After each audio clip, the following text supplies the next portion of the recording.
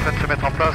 Ce 31 mars 2016, le Gitana Team s'apprête à marquer l'histoire de la course au large d'une pierre blanche, ou plutôt d'un sillage blanc.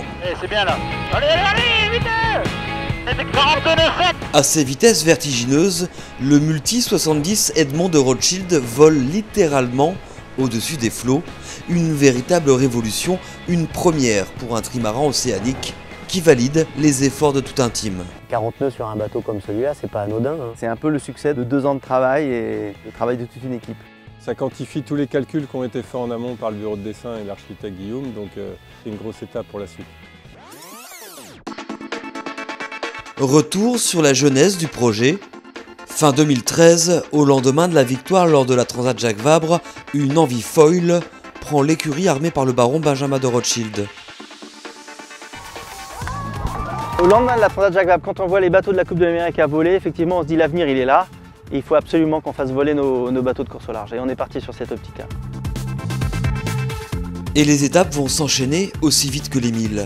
L'apprentissage du pilotage en mode à foil et en GC32 d'un côté.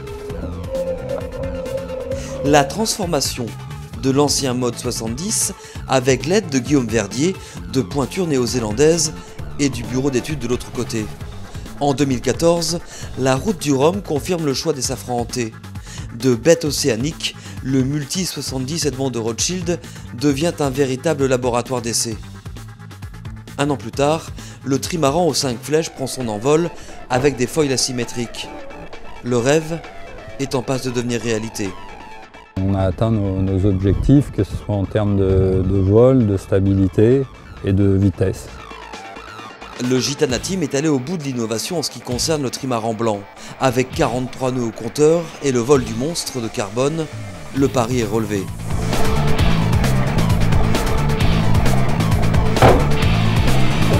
On a vraiment effectivement l'impression de faire quelque chose de nouveau, partir d'une plateforme comme Gitana 15 et puis la transformer en bateau volant, c'est passionnant et on voit qu'on est encore au début du chemin. Le principe était de dire qu'il fallait qu'on reste avant-gardiste dans l'innovation et de la technologie, qu'en tout cas le passage, le tournant était là et il ne fallait pas qu'on le rate.